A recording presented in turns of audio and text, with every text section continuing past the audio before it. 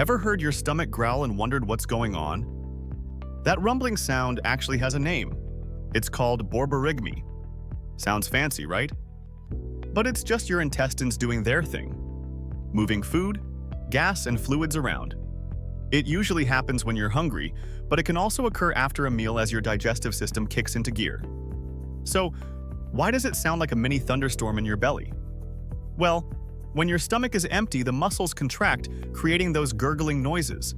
It's like your body's way of saying, "Hey, feed me." And don't worry, it's totally normal. Just a reminder that your body is hard at work, even if it sounds a bit like a monster growling. Next time you hear that sound, just know it's your stomach's way of keeping you in the loop. Comment and subscribe for more.